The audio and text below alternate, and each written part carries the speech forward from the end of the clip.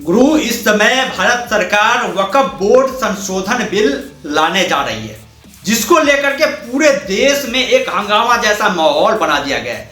खासतौर पर मुस्लिम पक्ष के जो बड़े बड़े नेता हैं वो इस तरह से लोगों को भड़का रहे हैं, इस तरह से लोगों को एकत्रित कर रहे हैं मानो यदि इस तरह का बिल आ जाए तो एक बार फिर से शाहीन बाग की तरह दिल्ली की सड़कों पर लोगों को बिछा दिया जाएगा, लोगों के से सड़क जाम करवा दिए जाएंगे, जगह जगह दंगे फैला दिए जाएंगे, देश में और शांति का माहौल एक बार फिर से फैला दिया जाएगा। इस तरह के तैयारी बहुत ही बृहद पैमाने पर हो रही है। घर घर मुस्लिम नेता जो है वो संदेश फैला रहे हैं कि भाई तुम लोगों को इस देश से बाहर निकालने की कोशिश की जा रही है, तुम लोगों के साथ ये गलत हो रहा है। और लोग भी इस आंदोलन में जम करके पड़े हुए हैं। जो जागरूकता दिखाई दे रही है मुसलमानों में, वो भाई एक अलग तरह की जागरूकता है। छोटे छोटे बच्चे जो है वो इस आंदोलन में भाग ले रहे हैं।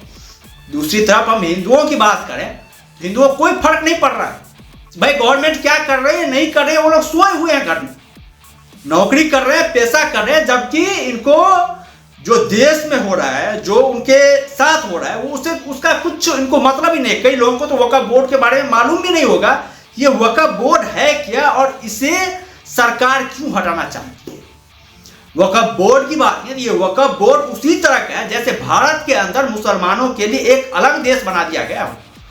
जबकि गुरु 1947 में जब भारत और पाकिस्तान का विभाजन हुआ था तो जो पाकिस्तान में हिंदू रह रहे थे वो हिंदू तो पाकिस्तान से यहाँ आ गए, हिंदुस्तान आ गए। जो हिंदुस्तान में मुसलमान थे वो मुसलमान कुछ तो पाकिस्तान चले गए, कुछ यहाँ पर आ गए, बहुत ज्यादा पैमाने पर पाकिस्तान गए थे।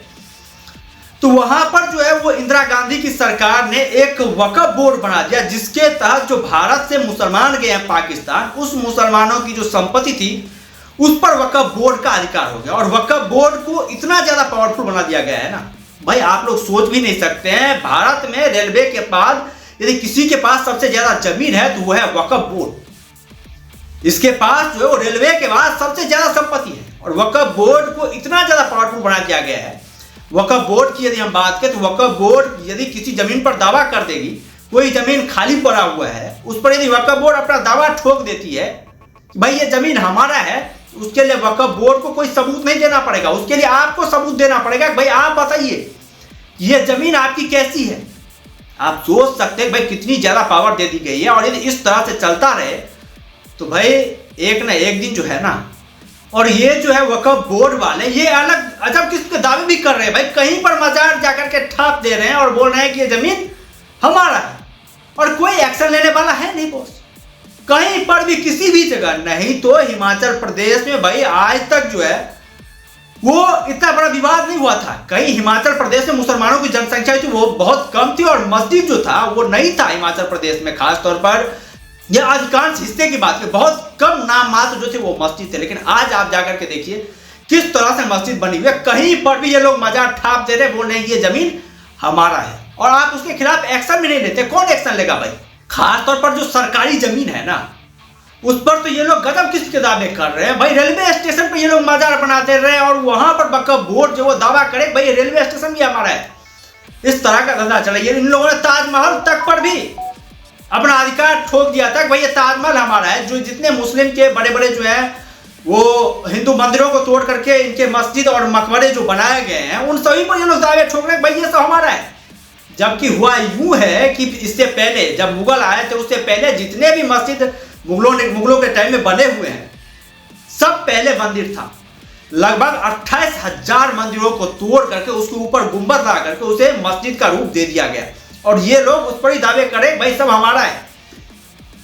अब आप सोच सकते हैं कि भाई इनको रोकना कितना ज्यादा जरूरी है। इनको रोकने के लिए सभी को संगठित होना पड़ेगा, सभी को एक साथ आना पड़ेगा। खासतौर पर हिंदुओं को, तभी जाकर के जो है वो इनका वर्चस्व जो है वो रुकेगा नहीं। तो इस तरह का वर्चस्व बढ़ता रहेगा तो सोच लीजिए भाई हिंदुस्तान में हिंदुओं को रहने लायक जगह नहीं बचेगा। ये लोग जिस तरह से आगे बढ़ रहे हैं, जिस तरह से इनका आतंक फैल रहा है, वही पर बांग्लादेश में देख लीजिए भाई क्या हक मिले हिंदुओं को। हिंदुओं को अभी बांग्लादेश में जो दुर्गा पूजा होने वाला उस दुर्गा पूजा को लेकर के फतवा जारी किया गया है कि भाई जब भी आजान पढ़े जाएंगे तब तो कोई हिंदू जो है वो आरती नहीं कर पाएगा, पूजा नहीं कर पाएगा, उसे पूजा को रोकना पड़ेगा। ये बांग्लादेश में हो रहा है और हम लोगों ने यहाँ पर इन मुल्लों को सर पे चढ़ा रखा है, जिसका परिणाम बहुत ही भयंकर होने वाला है बॉस। आने वाले समय में बहुत ही दुष्परिणाम होने वाला है। यदि आज इसको नहीं रोका गया ना तो बहुत देर हो जाएगी, बहुत देर हो जाएगी। इसीलिए हम सभी को मिलकर के भारत सरकार का साथ देना पड़ेगा और जो हिंदू संगठन आपसे सहयोग मांगने के लिए आ रहे हैं उस हिंदू संगठन का सहयोग भी करना होगा। हालांकि अलग बात है, आप लोग नौकरी कर रहे हैं, पेशा कर रहे हैं, चाहे जो भी कर रहे हैं, जहां पर भी है वहीं से सहयोग कीजिए।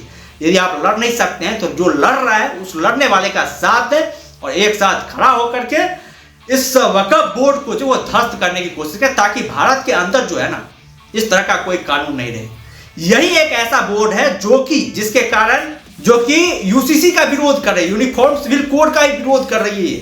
आप लोग समझ सकते हैं, यूनिफॉर्म सिविल कोड लागू हो जाएगा तो इनकी जो है वक्फ बोर्ड जो वैसे ही ध्वस्त हो जाएगा, क्योंकि समान नागरिक संहिता कानून यदि लागू हो जाएगा तो भाई फिर इनके लिए कोई सज्जन जैसे कानून रहेंगे नहीं। वैसे ही वक्फ बोर्ड बनाया गया, ये एक समझ में नहीं आता भाई क्यों बनाया गया, किस लिए बनाया गया। जब पाकिस्तान को पाकिस्तान दे दिए गए तो यहाँ पर जो है वो मुसलमानों के कानून बनाने के लिए एक अलग से बोर्ड क्यों रखा गया। एक ही देश में मुसलमानों के लिए अलग कानून, ये कहां से मतलब क्या सोच करके बनाया गया था। खैर जो भी सोच करके बनाया गया हो, इसका अंत होना